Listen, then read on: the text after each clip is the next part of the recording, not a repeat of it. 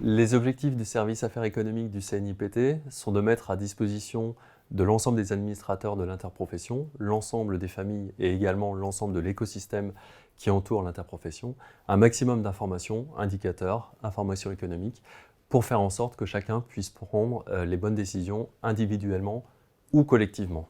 En ce qui concerne la campagne 2022-2023, celle-ci a été atypique, comme chaque campagne en pommes de terre, mais on peut surtout la caractériser par une baisse significative du rendement, le rendement le plus faible observé depuis 25 ans, avec moins de 40 tonnes hectares. Et la demande est restée soutenue sur le marché français intérieur, puisqu'on a connu une augmentation de l'achat des ménages. Et en parallèle, l'exportation est également restée très dynamique, puisque nous avons de nouveau dépassé les 3 millions de tonnes exportées. En ce qui concerne le fonctionnement des commissions, finalement celles-ci se ressemblent en termes de fonctionnement, puisque l'idée c'est vraiment de mettre autour de la table l'ensemble des représentants des familles de l'interprofession, de se réunir régulièrement et de partager de manière transparente un maximum d'informations autour des actualités pommes de terre. Si j'essaye de mettre en avant quelques points saillants sur chaque commission, je dirais que sur l'aspect études économiques, on a surtout lancé 2 nouvelles études, quantitatives ou qualitatives, avec une prospective horizon 2030-2040. Sur l'aspect primeur, la campagne a été bonne, on a connu une belle valorisation de la pomme de terre primeur, elle a trouvé toute sa place sur le marché tout au long de la campagne 2023. En ce qui concerne la pomme de terre bio, malheureusement le contexte a été bien différent. La pomme de terre bio a de nouveau souffert, la production était au rendez-vous, mais malheureusement la consommation s'est de nouveau essoufflée, ce qui a entraîné un déséquilibre offre-demande sur ce marché.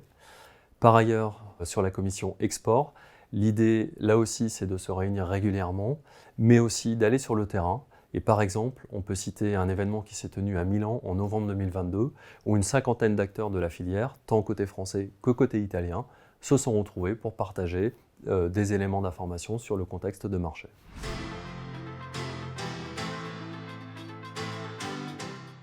La recherche est au cœur des débats pour répondre aux problématiques d'aujourd'hui, mais aussi celles de demain. C'est pourquoi le CNIPT finance à hauteur de 1,4 million d'euros par an un programme de recherche. 2022-2023 a été l'occasion de réaliser la 2e année du programme triennal de recherche et de s'intéresser à des sujets autour de la sobriété vis-à-vis des intrants, de la qualité du tubercule et la maîtrise de la culture face au contexte climatique. L'objectif du service recherche est donc de suivre toutes ces activités de recherche financées par le CNIPT, d'échanger et discuter avec les professionnels de la filière et découvrir les innovations et solutions de demain.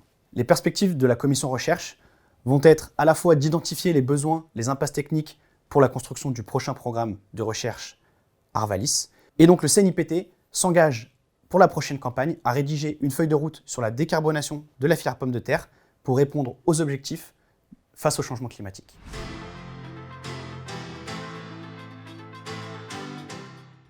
L'objectif du service est de soutenir la consommation de pommes de terre sur le marché du frais en France et à l'export avec des actions de communication. Nous pilotons un plan de communication 360 degrés qui permet de toucher massivement les Français afin de booster leur consommation de pommes de terre fraîches. Nous retenons particulièrement 2 actions majeures pour cette campagne 2022-23. La première est le lancement de Potatoes Forever. C'est un programme d'information sur les bonnes pratiques de la filière, les pratiques durables. C'est une réussite collective puisque c'est un beau budget qui est cofinancé par l'Union européenne. La deuxième action que nous retenons est le lancement de la campagne radio La pomme de terre, elle a tout pour plaire. Elle a été mise en place pour endiguer la baisse de consommation constatée depuis la fin des confinements. Il y a eu 3 vagues de communication pour accompagner les temps forts de la filière, la récolte, la période hivernale et les primeurs. Cette campagne a été marquée par une belle édition du Salon de l'Agriculture, avec des quiz pédagogiques, des ateliers culinaires et surtout des rencontres avec les professionnels qui ont pu témoigner de leurs engagements avec les familles, les journalistes et les institutionnels. Pour toucher une audience plus jeune, nous déployons des moyens importants sur les réseaux sociaux et sur les sites internet.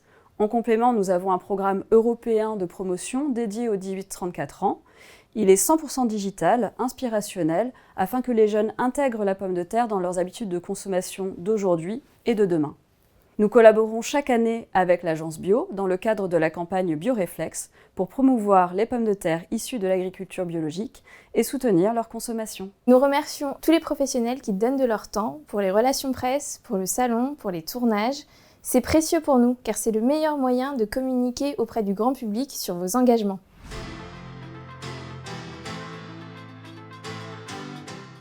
L'un des faits marquants pour le service qualité est le renforcement au cours de la campagne avec l'arrivée d'Anine. Le service qualité travaille en coordination avec le GIE-GIEC pour assurer un bon suivi de la qualité des lots de pommes de terre en rayon. En parallèle, le service qualité travaille en filière avec sa commission qualité pour améliorer les pratiques, notamment celles sur le dernier maillon de la chaîne en rayon. En parallèle, nous continuons les activités de formation auprès des opérateurs du négoce et du personnel en rayon. Bien évidemment, toutes les informations issues des évaluations sont transmises aux opérateurs concernés dans des objectifs d'amélioration continue. Enfin, le service s'attache à travailler continuellement sur des innovations par la création de nouveaux outils pour accompagner les professionnels de la filière et garantir une production de qualité toute l'année. Le grand accomplissement de cette année est la réalisation et la mise en œuvre du plan de surveillance sanitaire collaboratif. Ce projet a vu le jour au cours de cette dernière campagne grâce à l'implication et la motivation des entreprises du secteur du négoce. Ce projet illustre l'effort du collectif pour mettre en place des actions structurantes. Depuis plusieurs années, le CNIPT surveille la qualité sanitaire des produits qui sont commercialisés sur le marché du frais.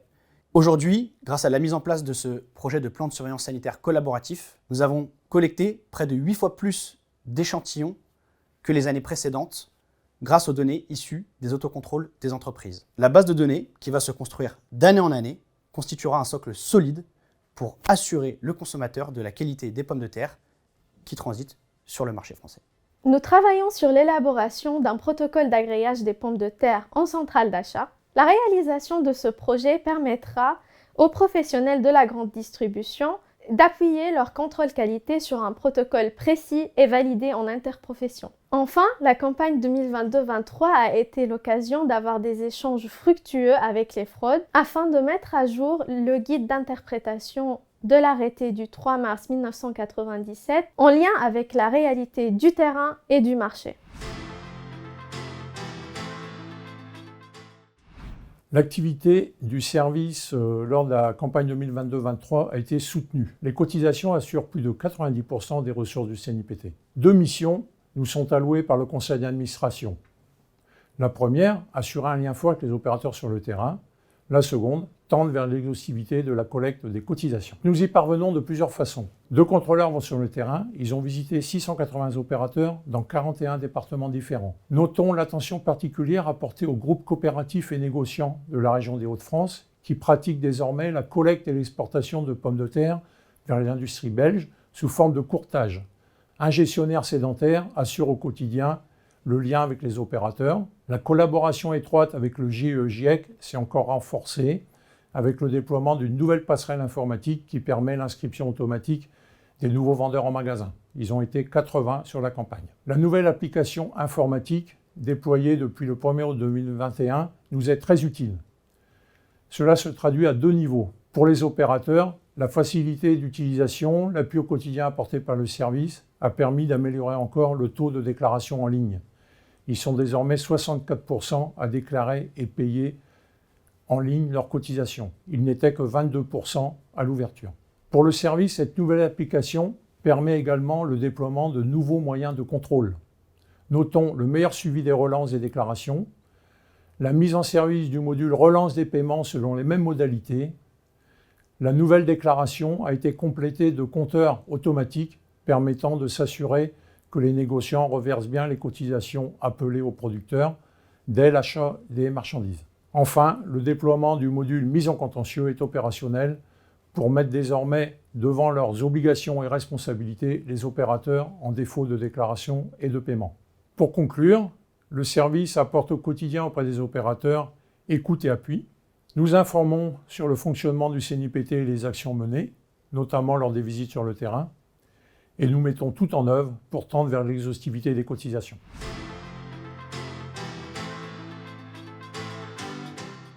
La filière pommes de terre, les filières pommes de terre devrais-je dire, car nous avons des intérêts communs avec nos amis du JIPT, de SEMAE et avec l'ensemble des filières agricoles, Bref, toutes ces filières ont vécu cette année au rythme des obligations légales et des injonctions gouvernementales. On a commencé par le plan de souveraineté, qui a vu son aboutissement au moment du Salon de l'agriculture, où nous avons eu l'occasion d'avoir de grandes réunions à la fois interprofessionnelles avec le ministre et avec nos partenaires des fruits et légumes frais et des pommes de terre d'industrie pour le plan de souveraineté spécifiquement. C'est un énorme travail de définir tous les éléments de cette souveraineté alimentaire, de cette souveraineté agricole pour l'avenir de nos filières, l'avenir de la France, et nous sommes pleinement impliqués avec le gouvernement pour répondre à ces obligations. Parallèlement, le processus législatif déborde.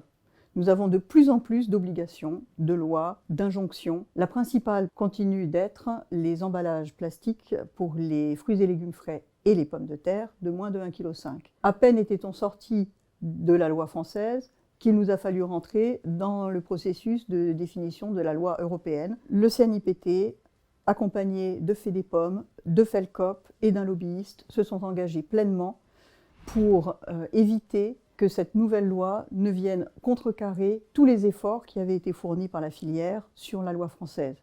C'est-à-dire que nous avions trouvé des emballages de remplacement du plastique et aujourd'hui il faudrait supprimer tous les emballages. Mais que va-t-on nous demander ensuite? Le deuxième point des injonctions gouvernementales qui rejoignent les attentes sociétales de nos concitoyens, c'est la réduction des produits phytosanitaires. Donc, depuis de très très nombreuses années, la filière pommes de terre, fraîche et industrie, accompagnée de toutes les filières céréales dans Arvalis et toutes les grandes cultures, travaille à cette réduction des intrants dans la culture des pommes de terre. Les obligations de plus en plus contraignantes en production augmentent les coûts de production, les coûts de stockage, les coûts de transport et par conséquent augmentent forcément le coût au consommateur. C'est l'objet de discussions, parfois de tensions, mais surtout d'un accord pour que la pomme de terre reste une valeur refuge qui soit accessible pour le consommateur.